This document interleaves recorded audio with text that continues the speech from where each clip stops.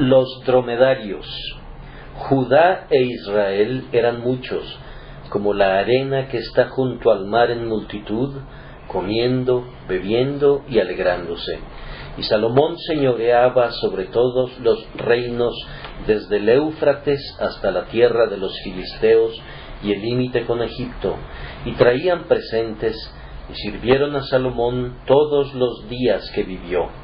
Y la provisión de Salomón para cada día era de 30 coros de flor de harina, 60 coros de harina, 10 bueyes gordos, 20 bueyes de pasto y 100 ovejas, sin los ciervos, gacelas, corzos y aves gordas, porque él señoreaba en toda la región al oeste del Éufrates, desde Tifsa hasta Gaza, sobre todos los reyes al oeste del Éufrates, y tuvo paz por todos lados alrededor. Y Judá e Israel vivían seguros, cada uno debajo de su parra y debajo de su higuera, desde Dan hasta Beer-seba, todos los días de Salomón. Además de esto, Salomón tenía 40,000 caballos en sus caballerizas para sus carros, y 12,000 jinetes, y estos gobernadores mantenían al rey Salomón y a todos los que a la mesa del rey Salomón venían, cada uno un mes, y hacían que nada faltase. Hacían también traer cebada y paja para los caballos y para las bestias de carga, al lugar donde él estaba, cada uno conforme al turno que tenía. 1 Reyes 4, 20 al 28. La última frase es nuestro texto para esta ocasión. Del pasaje completo se puede inferir que el reino de Israel, bajo el poder de Salomón, era un tipo legítimo del reino de nuestro Señor Jesucristo. Tal vez describa con mayor precisión su futuro dominio en la largamente esperada gloria de los últimos días. El presente estado de la Iglesia puede ser comparado al reino de David, espléndido en victorias, pero conturbado por batallas. Pero vendrán mejores días, días en los que el reino se extenderá y se volverá más manifiesto, y entonces el Señor Jesucristo será visto todavía más conspicuamente como el Salomón del reino que dominará de mar a mar. Sin embargo, aún ahora, así como los que hemos creído entramos en el reposo, así también participamos de una provisión más rica que es suministrada por el pacto de gracia, incluso en el tiempo presente. Y yo podría decir de todos los que estamos bajo el señorío de Cristo, que moramos en una región de paz, cada uno debajo de su parra y debajo de su higuera, sin que nadie nos asuste. Ahora, pues, ninguna condenación hay para los que están en Cristo Jesús, y, justificados pues por la fe, tenemos paz para con Dios por medio de nuestro Señor Jesucristo. La paz de Dios, que sobrepasa todo entendimiento, guarda efectivamente nuestros corazones y nuestros pensamientos en Cristo Jesús. Israel, bajo Salomón, gozaba de abundancia, lo mismo que de paz. ¿Qué dice el historiador? Eran muchos, como la arena que está junto al mar en multitud, comiendo, bebiendo y alegrándose. Se dice que había tal abundancia en la tierra en el tiempo de Salomón, que el oro no valía más que la plata, y la plata se había vuelto de casi del mismo valor que el hierro, y en cuanto a los otros metales, se consideraban como algo insignificante. Los metales preciosos se habían vuelto tan comunes que ya casi no eran preciosos, pues eran muy copiosos. Toda la tierra fluía con leche y miel, y la gente se regocijaba y estaba alegre. Ciertamente el Señor Jesucristo ha traído a su pueblo a un estado de suprema afluencia, pues todo es vuestro, sea lo presente, sea lo porvenir, todo es vuestro, sea la vida, sea la muerte, todo es vuestro, y vosotros de Cristo, y Cristo de Dios. Cuánta abundancia tiene el hombre a quien el Señor ha dicho: no quitaré el bien a los que andan en integridad. Todo lo que pidiereis en oración, creyendo, lo recibiréis. Él nos ha dado carta blanca en la oración. Él ha puesto en nuestras manos las llaves de su tesoro y nos ha ordenado que tomemos lo que queramos. Ha dicho: deleítate a sí mismo en Jehová, y Él te concederá las peticiones de tu corazón. Y agregó: abre tu boca y yo la llenaré. Si no lo hemos recibido, es porque no pedimos o porque pedimos mal. Así también moramos en un reino que es gobernado con sabiduría. En este capítulo se dice que Salomón poseía sabiduría y prudencia muy grandes y anchura de corazón como la arena que está a la orilla del mar, y la sabiduría de Salomón era mayor que la de todos los orientales y que toda la sabiduría de los egipcios. ¿Acaso no es este también nuestro honor y privilegio? He aquí, este día el Señor Jesucristo es hecho sabiduría para nosotros. Cuando moran en Él, vosotros tenéis la unción del Santo y conocéis todas las cosas, pues la comunión íntima de Jehová es con los que le temen, y a ellos hará conocer su pacto. El que quiera hacer la voluntad de Dios, conocerá si la doctrina es de Dios. Todos tus hijos serán enseñados por Jehová, y se multiplicará la paz de tus hijos. De aquí que vivamos bajo un gobierno de sabiduría que es impartida a cada uno de nosotros de acuerdo a nuestra capacidad para recibirla, sí, incluso a aquellos cuya experiencia no es sino superficial, para dar sagacidad a los simples y a los jóvenes inteligencia y cordura. Y si alguno de vosotros tiene falta de sabiduría, pídala a Dios, el cual da a todos abundantemente y sin reproche. Israel tenía un rey que estaba lleno de poder. Salomón tenía escuadrones de caballos y carros de guerra, y era tan poderoso que los reyes de la tierra no se atrevían a entrar en conflicto con él, sino que más bien le pagaban tributo.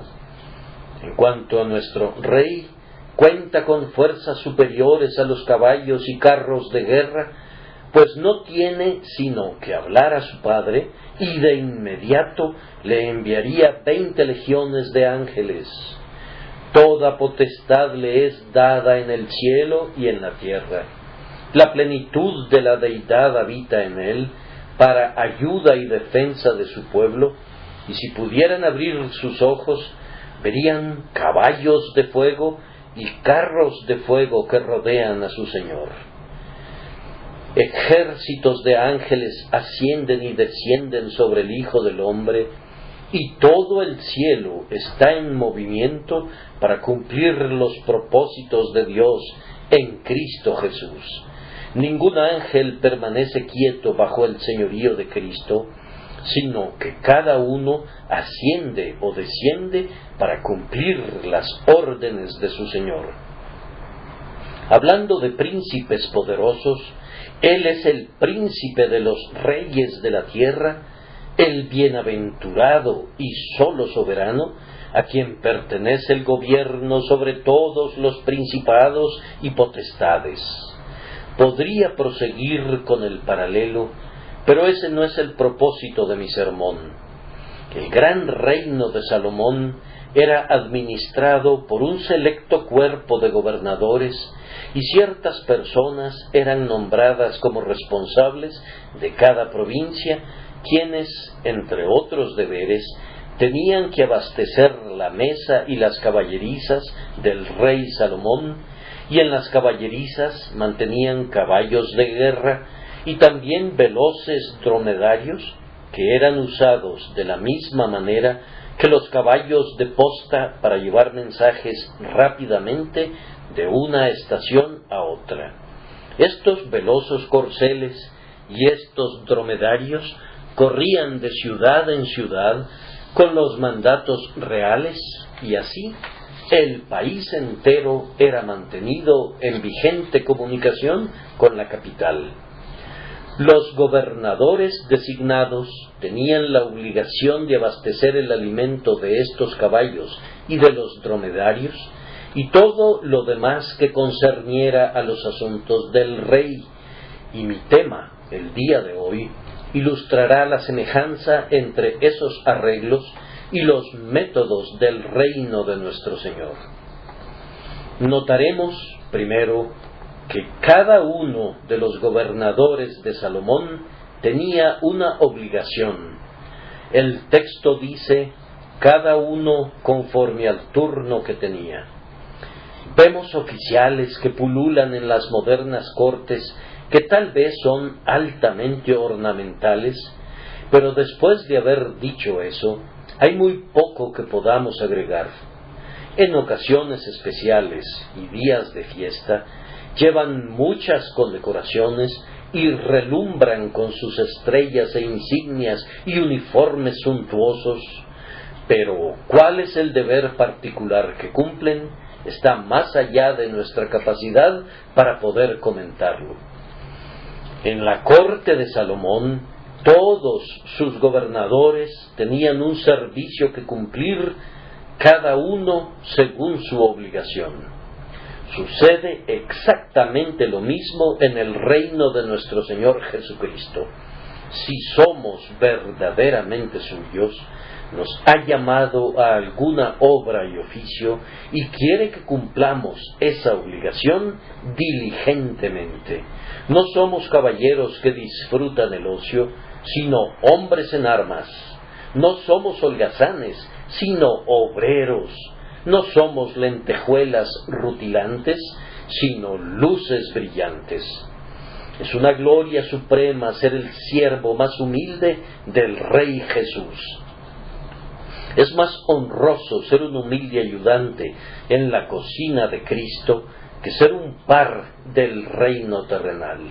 La posición más insignificante que pueda ser ocupada en el reino de Jesucristo, si alguna pudiera ser insignificante en semejante servicio, está circundada por un toque de gloria divina, y si la desempeñamos correctamente, aunque sólo se trate de lavar los pies de los santos, participamos del honor de nuestro Señor, que no desdeñó hacer eso.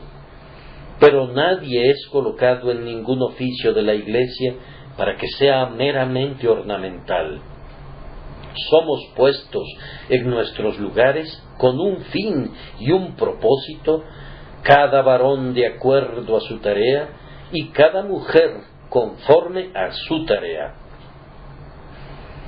Amado hermano mío, tú no ocupas el puesto de ministro o de pastor para ser respetado, sino para que en todo adornes la doctrina de Dios tu Salvador. No eres ordenado, amado hermano mío, para ser un anciano o un diácono en una iglesia, para que nuestro Señor te cubra de honor, aunque te honra con ello, sino para que puedas dar gloria a Dios, para que la gente vea la gracia de Dios en ti y engrandezca a Dios en ti. Las iglesias no fueron hechas para los ministros, sino los ministros para las iglesias. Nosotros, que somos líderes en la iglesia, no somos ordenados para nuestro interés, sino en el interés de la gente, y debemos siempre recordar esto y tenerlo siempre delante de nosotros. Querido amigo o amiga, si eres llamado a hacer visitas de casa en casa o a actuar como un misionero citadino o como una maestra de Biblia, tienes un trabajo por hacer y debes hacerlo bien o rendirás unas tristes cuentas al final. El oficio no te es dado para que recibas el crédito por ello o tengas el honor de cumplirlo, sino para que desempeñes un servicio real a tu Señor y Maestro Jesucristo. Ningún siervo de Cristo puede ser fiel si considera ese título como un honor estéril que no implica responsabilidad. Si queremos ser siervos y gobernadores bajo nuestro grandioso Rey, debemos inclinar nuestra cerviz al yugo y no debemos imaginar que bastará que atemos cargas sobre los hombros de otros y que actuemos como mirones. Se dice del ganado de Job que estaban arando los bueyes y las asnas paciendo cerca de ellos, pero en el campo de nuestro Señor todos nosotros deberíamos ser bueyes y trabajar en el surco constantemente. Quienes servían a Salomón eran gobernadores bajo un rey estricto, pues su sabiduría era tal que no hubiera tolerado infidelidad en ningún oficio. Él elegía a los mejores hombres y en tanto que los retuviera, exigía seriedad y esperaba una pronta atención. Si ellos no cumplían con su deber, él cumplía con el suyo y los despedía. Ocurre algo semejante en la Iglesia de Jesucristo. No estoy hablando en el sentido de que los hijos de Dios puedan perecer, pero sí afirmo esto, que en el servicio de Cristo, si no eres un siervo fiel, pronto tendrías que abrir espacio para otro siervo. Podría ser hecho a un lado por enfermedad y entonces tendrías sufrimiento en lugar de servicio, o podría ser enviado a la retaguardia para ir detrás y llorar en aflicción debido a que no cumpliste fielmente con tu deber en el frente. Recuerda aquel texto: Jehová, cuyo nombre es celoso, Dios celoso es, y puedes estar seguro de que nuestro Señor Jesucristo es como su Padre y exige la obediencia diligente de sus siervos y el celo fiel de ellos, pues de lo contrario los destituirá y les quitará sus nombramientos. Purificaos, dice él, los que lleváis los utensilios de Jehová, pues quiere ser tenido en reverencia por aquellos que lo rodean, y los siervos impíos y los siervos infieles descubrirán pronto que su Señor puede prescindir de ellos. Muchos ministros han tenido que abandonar un lugar privilegiado porque no lo han usado celosamente para ganar almas y conducir al pueblo a la guerra santa. No dudo que muchos líderes que iban en ascenso han sido enviados de regreso a las filas porque el comandante en jefe ya no podía tener más paciencia con ellos en sus respectivas posiciones. Fueron destituidos porque desalentaban a sus colegas soldados y detenían el progreso de la campaña. No supongan que nuestro Señor Jesucristo es menos estricto en su disciplina que Moisés, pues el amor es siempre severo para con aquellos a quienes favorece grandemente. Yo cuestiono seriamente el amor de aquel hombre que pueda tolerar la infidelidad de su mujer.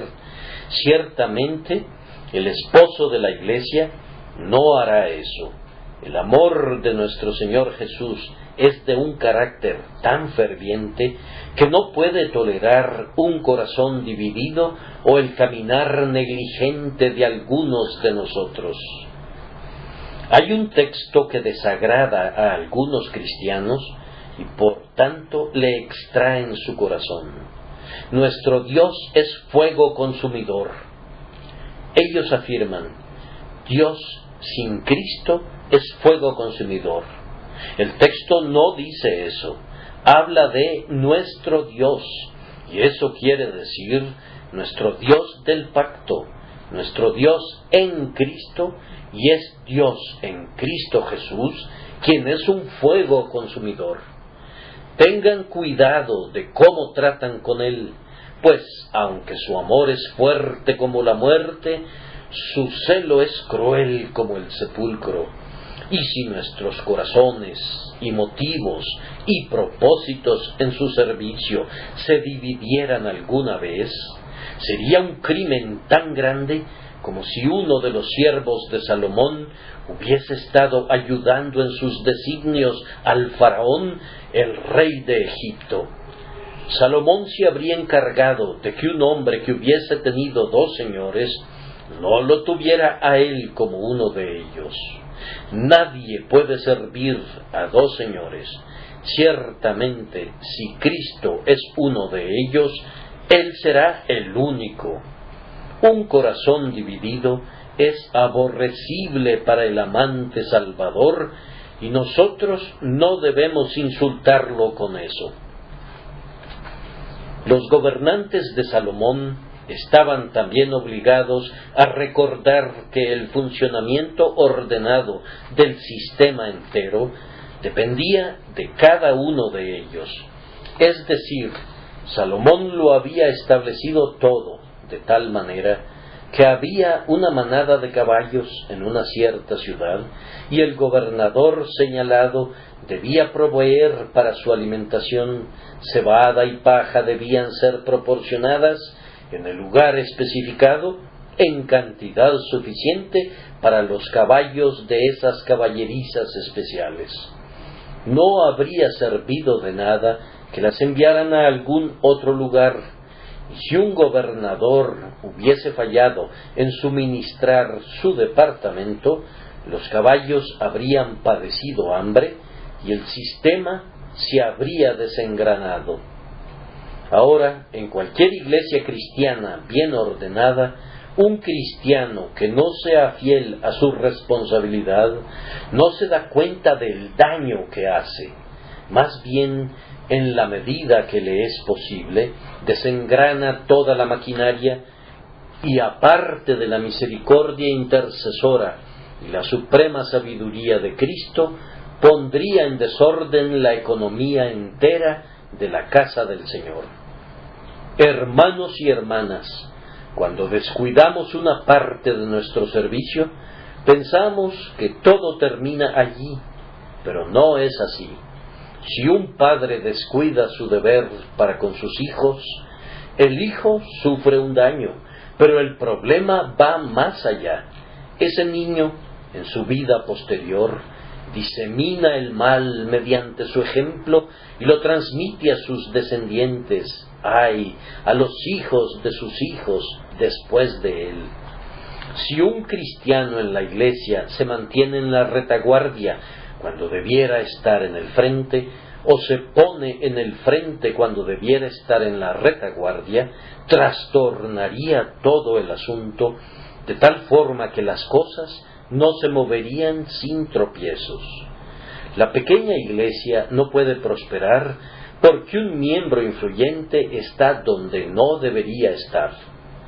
En una gran casa, los sirvientes deben guardar sus lugares, y si la cocinera persistiera en hacer los deberes de la mucama y no preparara las comidas, todo sería un embrollo.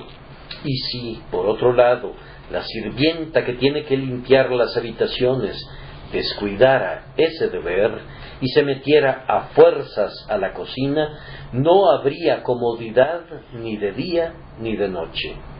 Ustedes podrán ver el impacto de esto en la iglesia cristiana. Cambiando la imagen, una iglesia es como una casa, y si se colocan las ventanas donde deberían ir las puertas, y si lo que debía constituir el techo es colocado sobre el piso, la casa no podría ser utilizada. Estar bien coordinado es la verdadera condición del templo del Señor. La iglesia es comparada también con el cuerpo.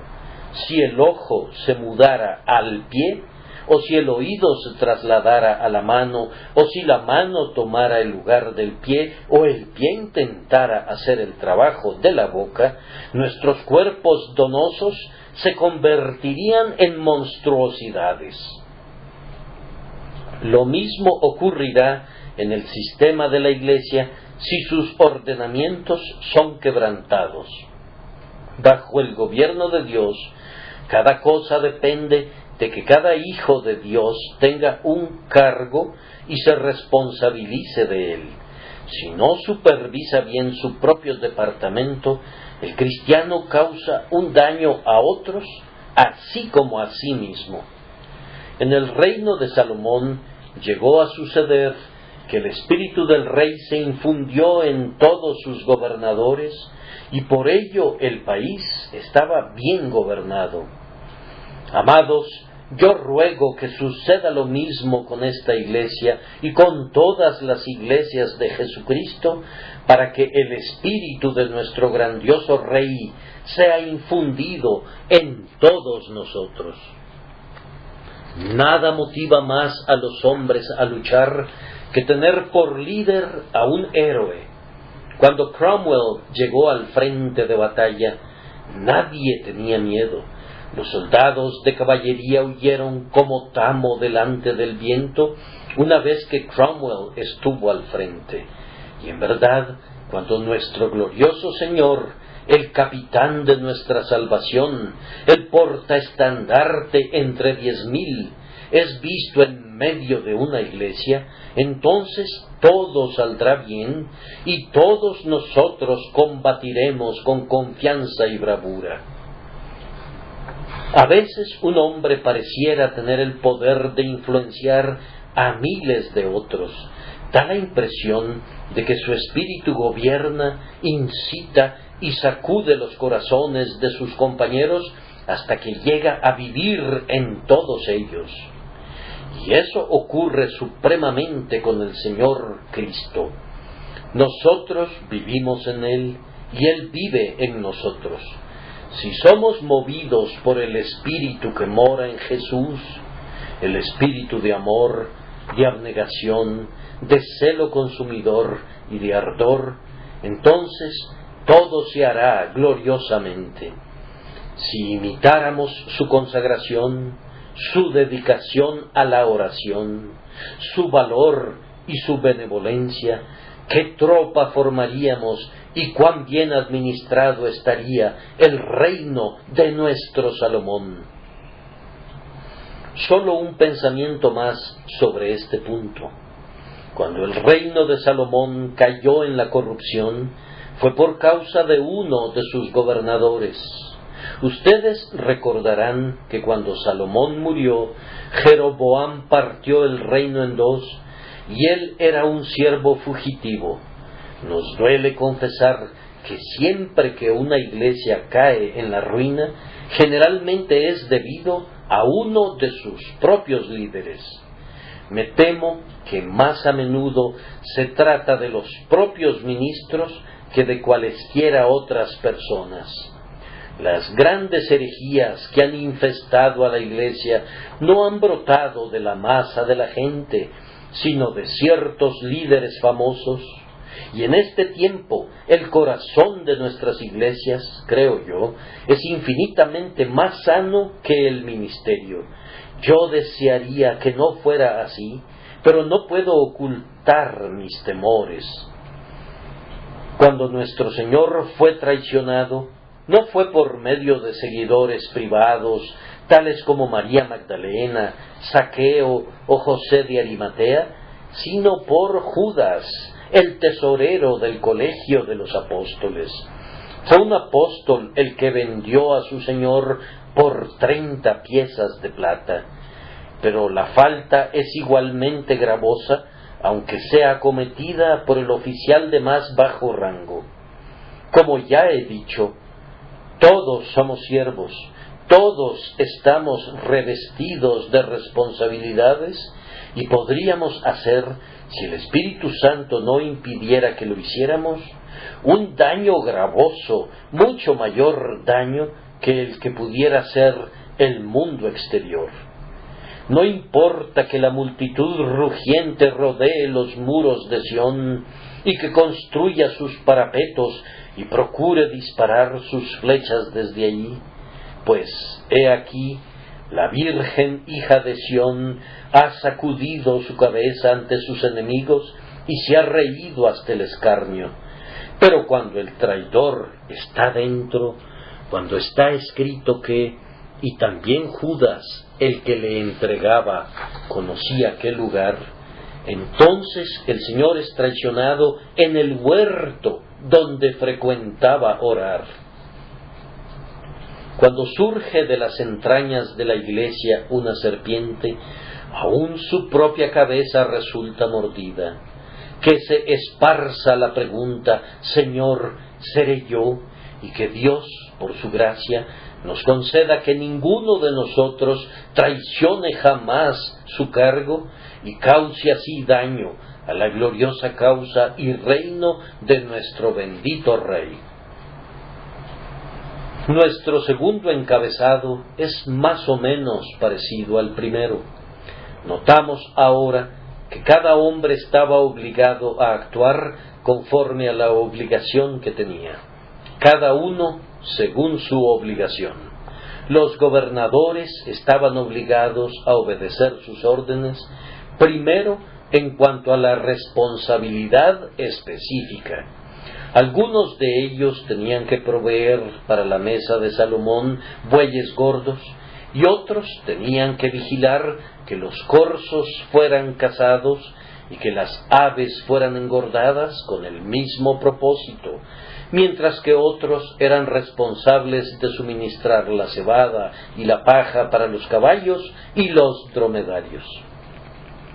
Como ya he mencionado, si hubieran ocupado otro lugar, si el hombre que debía proveer la cebada para los caballos hubiera alimentado a los pollos con ella, y si el gobernador que estaba obligado a cazar los corzos se hubiese ocupado en transportar la paja, habría habido una gran confusión. Y así, querido hermano, cuando no haces lo que te corresponde claramente hacer, y que eres muy capaz de hacer, sino que intentas forzosamente algo fuera de tu alcance, todo sale mal. Observa tu propio cuerpo. Si tu oído sintiera que debería comer en vez de oír, la boca sería perjudicada y la alimentación del cuerpo se llevaría a cabo de una manera muy impropia. El ojo es un miembro muy servicial, pero si persistiera en rehusarse a ver y forzosamente quisiera oír, seríamos atropellados en las calles. Cada miembro tiene su propia función en el cuerpo y debe dedicarse a su propio trabajo y no al oficio de otro. Querido amigo, ¿has descubierto lo que puedes hacer, aquello para lo que el Señor te ha preparado y bendice cuando haces? Entonces adhiérete estrictamente a ello y hazlo cada vez mejor, y de ninguna manera debes quejarte de tu vocación. No critiques a otros cuyo trabajo difiera del tuyo. El ojo sería muy necio si dijera: no me digan nada acerca de ese frívolo miembro que es el oído, no sirve para nada, pues solo sabe lo que se le dice y es tan ciego que no puede ver una casa aun si estuviese a 1 metro de distancia, y ni siquiera un monte que tuviera 2 kilómetros de altura. Igualmente vano sería que el oído dijera: no me hablen de la boca, es un órgano egoísta que siempre necesita ser alimentado, no sirve para nada, pues no puede oír, y si dispararan un cañón muy cerca de ella, no lo percibiría. Tampoco puede decir la boca: Ese pie errante siempre anda corriendo por todos lados. ¿Por qué no funciona como la mano? Ni la mano puede tampoco criticar a la lengua porque se jacte de grandes cosas y no haga nada. Habría una triste confusión en el cuerpo si tal espíritu prevaleciese. Pero la mano se apega a su trabajo y aún allí hay una subdivisión de servicio. El dedo meñique juega un papel que el pulgar no puede desempeñar y hay algo para el pulgar que el dedo índice no puede hacer. Lo mismo sucede en la Iglesia de Dios. Cada uno de ustedes debe descubrir lo que puede hacer y luego buscar, con la ayuda de Dios, el Espíritu Santo, hacer eso, haciendo su mejor esfuerzo por amor a Jesús. Observen que con Salomón era cada uno según su obligación en cuanto a medida. Pues si un hombre tenía a su cargo una caballeriza donde estaban 2000 caballos, tenía que enviar más cebada y paja que el gobernador que administraba una caballeriza menor de solo 500 caballos. El proveedor que había recibido órdenes de abastecer a la mesa de Salomón con bueyes gordos, tenía que enviar más que el que abastecía las mesas de los oficiales inferiores. Noten muy bien esto, pues algunos de nosotros estamos obligados a hacer mucho más que otros. Algunos de nosotros cargamos con pesadas responsabilidades, y si dijéramos, yo no haré más que los demás, pues no necesito sobrecargarme, seríamos incapaces de ocupar la posición a la que Dios nos ha llamado. Queridos amigos, no tengo miedo de que alguno de ustedes hiciera demasiado por Jesucristo, sino que me gustaría que lo intentaran. Solo prueben ahora para ver si pueden ser demasiado ardientes, demasiado abnegados, demasiado celosos o demasiado consagrados. Sería una lástima que no intentaran tal cosa. No he conocido nunca a nadie que pueda acusarse de un crimen tan raro. Oh, no. Todos nosotros sentimos que todo lo que podamos hacer y más es bien merecido por nuestro bendito Señor, que nos ha dado nuestra obligación. No olviden que ustedes, que son padres, deberían ser mejores personas que los solteros que no tienen hijos que los imiten o que copien su ejemplo. Los que son patronos de empresas grandes deberían ser mejores personas porque sus obreros observarán cómo viven. Los que tienen talentos y habilidades deberían ser más activos que aquellos que no cuentan con eso, pues 5 talentos exigen mayor interés que 1. Por favor, recuerden la regla de la proporción. Si tienes 5 talentos y tu hermano tiene solamente 1, podrías hacer el doble de lo que él hace y sin embargo no cumplir con tu meta. Él es fiel con su pequeño capital, pero tu proporción es 5 veces mayor y por tanto es doblemente insuficiente de lo que se espera de ti. Muchas sirvientas jóvenes dan su moneda de 4 peniques como ofrenda, y si los que son ricos mantuviesen la misma proporción, el oro no sería un metal tan escaso en la tesorería del Señor. El diezmo podría ser demasiado para algunos, pero la mitad de eso podría no ser suficiente para otros. Debe ser cada uno según su obligación, tanto en la medida como en el contenido. Cada uno según su obligación era aplicable al lugar, pues si el siervo que tenía que enviar la cebada para los dromedarios a Jerusalén la hubiese enviado a Jope, o si el hombre de Jope hubiese enviado todo su forraje a Jericó, habría habido un problema considerable y un clamor en los establos, pues si la carne de engorde y las gacelas para la mesa de Salomón cuando se quedaba en la casa del bosque del Líbano, hubiese sido enviada a su otra casa en el monte Sión, el rey habría tenido su mesa indebidamente abastecida. Algunos hombres no están satisfechos con servir a Dios en su propio lugar. Deben alejarse a una distancia de 50 kilómetros o de 100 kilómetros antes de poder trabajar. ¿Acaso es correcto eso? Recuerdo un pequeño texto en los Proverbios: cual ave que se va de su nido, tal es el hombre que se va de su lugar. Hay una órbita para cada estrella que engalana el cielo, y una hoja de hierba para cada gota de rocío que adorna el prado. Oh, que cada persona guardara su lugar. Mucho depende de la posición que se ocupa.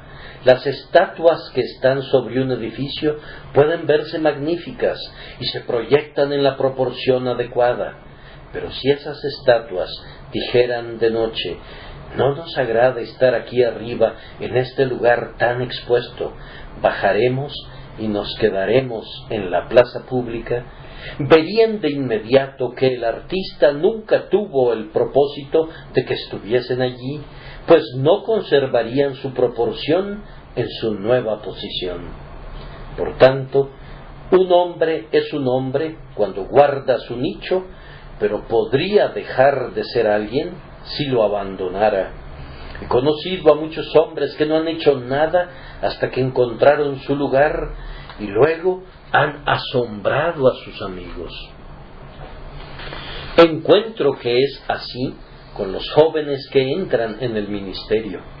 Un hermano no ha tenido éxito en su primera posición. De hecho, ha sido un completo fracaso. Y sin embargo, cuando Dios le ha abierto la puerta adecuada, ha hecho maravillas. ¿Por qué no tuvo éxito antes? Porque no estaba en su lugar. La mejor cosa, cuando es aplicada al propósito que no es el adecuado para ella, es un mero desperdicio, y el mejor individuo en una posición impropia podría ser, sin saberlo, un obstáculo para la causa que ama. El gobernador de Salomón habría sido muy necio si hubiera enviado su cebada hasta Dan, cuando era su deber transportarla a Beer-seba. Encuentra tu lugar, buen hermano, y no tengas prisa por cambiarte.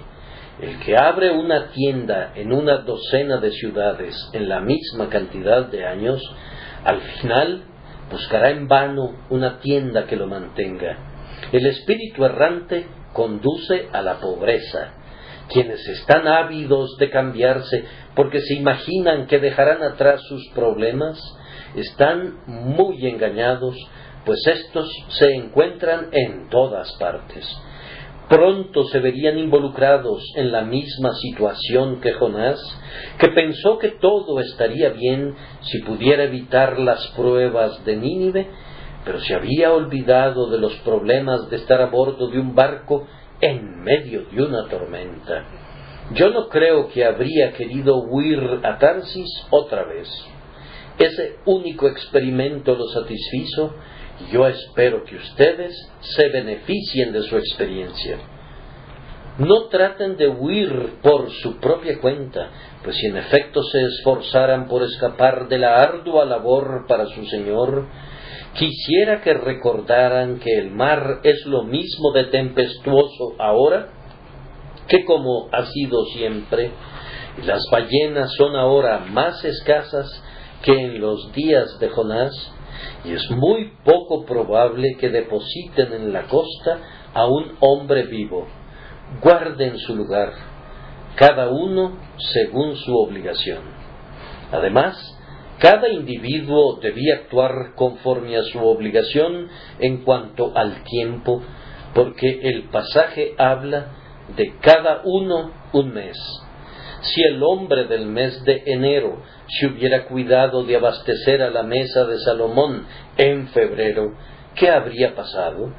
Había un hombre establecido para febrero, y habría habido 2 suministros para un mes, pero ninguno para las primeras semanas del año.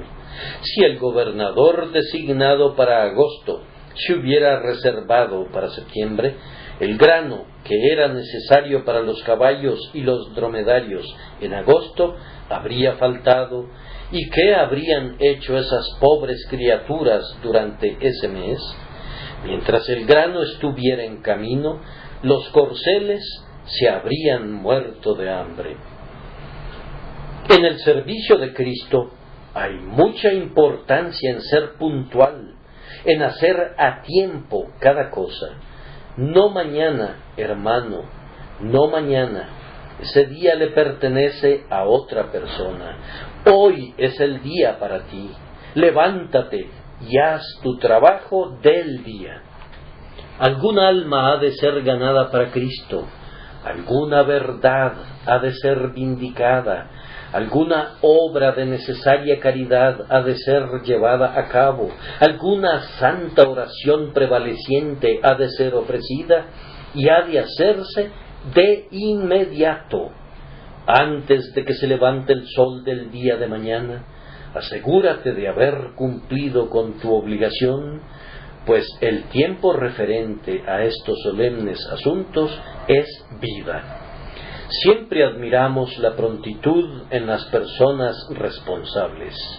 Si tienen que cumplir con un deber público, no podemos soportar que las personas dejen las cosas pendientes para hacerlas gradualmente o no hacerlas nunca. Si Jesucristo hacía esto y aquello enseguida, pues Marcos se preocupó siempre en describirnos cómo lo hizo. Imitemos su prontitud y sirvamos a Dios sin las demoras del indolente. Concluyo con el tercer punto, que cada hombre recibiría suministros según su obligación. Yo no entiendo muy bien el significado preciso y definitivo de mi texto. Seguramente significa que no solamente un conjunto de gobernadores habría de enviar la cebada, sino que otro conjunto de oficiales habría de recibir la cebada y la paja en proporción al número de caballos y de dromedarios. Hacían también traer cebada y paja para los caballos y para los dromedarios, al lugar donde los gobernadores estaban, cada uno según su obligación, es decir, de conformidad al número de caballos que debían ser alimentados. Tal era la cantidad de cebada y de paja que era enviada para su alimentación. De lo que deduzco, primero, que en lo concerniente a los siervos de nuestro Señor Jesucristo, una gran obligación recibida de parte suya es una garantía de grandes provisiones. Hay algo muy consolador en esto en cuanto a los asuntos temporales. Algunas personas declaran que Dios envía bocas, pero que no envía pan, o por lo menos dicen que Él envía las bocas a una casa y el pan a otra. Si así fuera, aquellos que reciben demasiado pan deberían enviarlo a sus vecinos alrededor. Sin embargo, noto que de alguna manera, donde hay bocas, el pan efectivamente llega. Con frecuencia me asombra, debo confesarlo, y hace brotar lágrimas de mis ojos cuando lo veo, y en verdad es perfectamente maravilloso que las pobres viudas con una caterva de niñitos los alimenten de alguna manera. La pobre mujer viene al orfanato con un niñito y no se quiere separar de él, pero la necesidad la obliga. Y cuando le hemos preguntado: mi buena mujer, ¿cuántos niños tenías cuando murió tu esposo? Ella ha respondido: 7, Señor, y ninguno de ellos era capaz de ganar un centavo. Has estado abriéndote paso sola estos 3 o 4 años. ¿Cómo has podido hacerlo? Ah, Señor, responde, solo Dios sabe. Yo no podría decirle no. Y hay muchos amados hijos de Dios que no sabrían decirte cómo sobrevivieron, pues han vivido y sus hijos también. El Señor les deja una gran obligación y a su manera les envía la provisión. La mayoría de nosotros ha descubierto que si nuestro Rey nos envía dromedarios, también nos envía la cebada. Ha sucedido así en mi caso, en el asunto de nuestros 250 huerfanitos de Stockwell. Nuestro Dios, lleno de gracia, nos ha enviado siempre lo suficiente y los muchachos no han conocido carencias. Y cuando recibimos otros 250 niños y cuando tenemos niñas lo mismo que niños, me siento seguro de que nuestro Padre Celestial proveerá para todos ellos. Yo espero que todos ustedes recuerden que la provisión debe llegar instrumentalmente a través del propio pueblo del Señor y mucha de ella por medio de los lectores y de los que escuchan los sermones, pero vendrá. Si el Señor pone más dromedarios en mis establos, confiaré en el correspondiente incremento de la cebada y de la paja, pues estoy muy seguro de que Él los enviará. Cuando pienso en mi querido amigo, el señor George Mueller, con 2050 huerfanitos y nada de lo cual depender, como dicen, sino solamente oración y fe, me regocijo grandemente. Él no tiene nunca un temor ni una carencia y está tan tranquilo como si fuese un día de guardar encarnado. Si tuviésemos 20,000 huérfanos que alimentar, nuestro Señor es sumamente capaz de abastecerlos a todos. Él alimenta el universo y muy bien podemos confiar en Él. Si tuviésemos una fe sencilla, semejante a la de un niño, descubriríamos que una gran obligación es una garantía de una gran provisión, cada uno según su obligación. Lo mismo que ocurre con las cosas temporales, sucede con la gracia.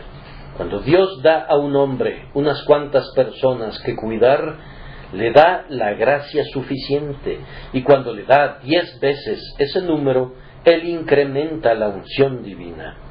Si el Señor te envía una pequeña prueba, querido hermano, tendrás la gracia suficiente, y si te envía una prueba gigantesca, de igual manera tendrás suficiente gracia.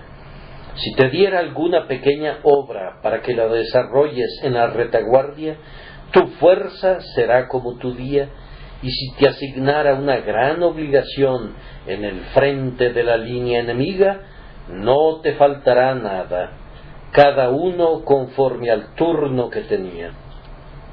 No contarás con un centavo de gracia excedente, no tendrás nunca demasiada gracia para que te jactes de ella y hables de haber vivido durante meses sin pecar y de insensatas cosas parecidas. Te verás forzado a sentir que, cuando hubieres hecho todo, siervo inútil eres. Nunca en mi vida he tenido en la mañana el maná sobrante del día anterior, ni siquiera migajas. He estado tan hambriento siempre que he tenido que devorar todo lo que podía recibir en ese lugar y en ese instante. He vivido de la mano a la boca. La mano ha sido la de mi Señor, que siempre está llena, y la boca ha sido la mía, y siempre ha estado abierta pidiendo más. Cuando he tenido en mi ministerio una doble cantidad de comida, he tenido un doble número de personas que alimentar. La gracia del Señor ha sido suficiente para mis necesidades, pero no me ha dejado espacio para gloriarme en el yo. Sin embargo, tómenlo como un hecho seguro que una gran obligación es una garantía de una gran provisión.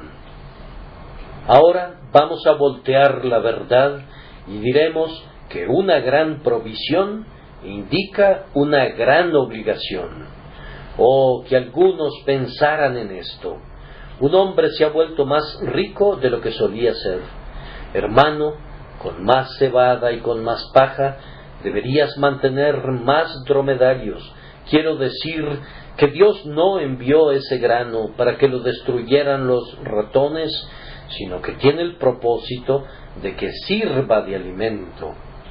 Cuando Dios da a los hombres dinero o medios de cualquier tipo, deberían sentir que son sus mayordomos y usar todo lo que tengan para su Señor. Si no lo usaran, sino que lo guardaran, les sucedería lo que una vez le aconteció a un arroyuelo. Siempre había estado corriendo, serpenteando, haciendo fluir su corriente hacia el río y vaciándose siempre de esta manera, pero siempre rebosante.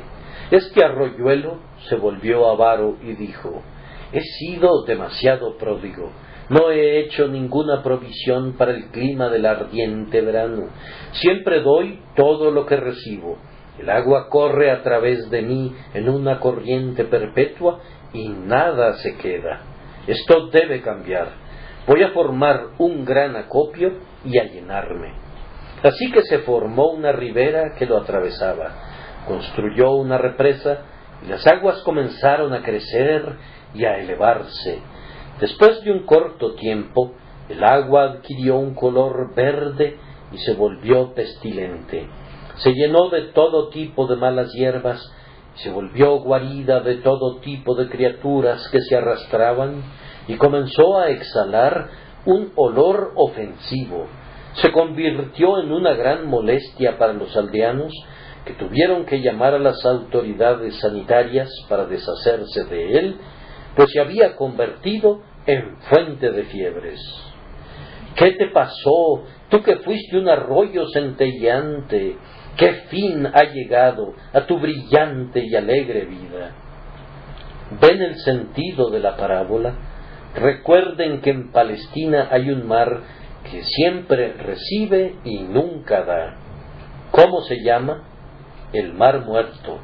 Siempre habrá de ser el Mar Muerto mientras ese sea su carácter. Si abrieran un canal hasta el gran océano para dejar que sus aguas corriesen, podría volverse dulce, pero de otra manera nunca podría volverse. El hombre que recibe mucho pero no da nada, está muerto mientras vive. El que cuenta con grandes ingresos debe considerar que tiene grandes cargos y debe actuar de conformidad. Cuando un hermano tiene grandes talentos, grandes posesiones, gran influencia, cuando es grande en todo, por gracia de Dios debe decir: Dios requiere grandes cosas de mí, porque a todo aquel a quien se haya dado mucho, mucho se le demandará. Es una ley del reino de Cristo, una ley que Él vigilará que siempre se cumpla. Por tanto, concluyo con esto. Alguien podría decir: casi desearía poder escapar de la responsabilidad de ser un siervo de Cristo. Amado hermano, toma nota de estos 2 o 3 hechos. No puedes mejorar tus circunstancias como un siervo de Cristo al minimizar tu obligación. Si dijeras: no voy a intentar tanto, no mejorarías tus circunstancias tomando ese rumbo, pues si reduces el trabajo, el Señor disminuirá la fortaleza. Nuestro grandioso Salomón cortará algunos de los suministros si tienes menos dromedarios que alimentar, y así no podrías estar mejor. Si mantienes 6 dromedarios, Él te dará provisión para 6.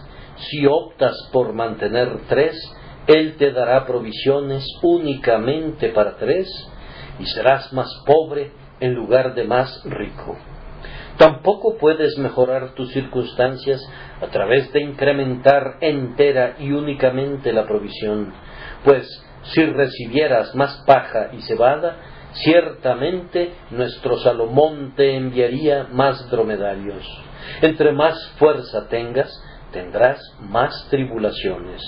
Cuando los hijos de Dios no cumplen con su servicio, con los medios que Él les confía, frecuentemente les permite tomar acciones en una compañía de responsabilidad limitada que equivale a arrojar su dinero al río, o los deja que se vuelvan accionistas de un banco en quiebra, con una catástrofe ilimitada como su capital, y esto es todavía más terrible.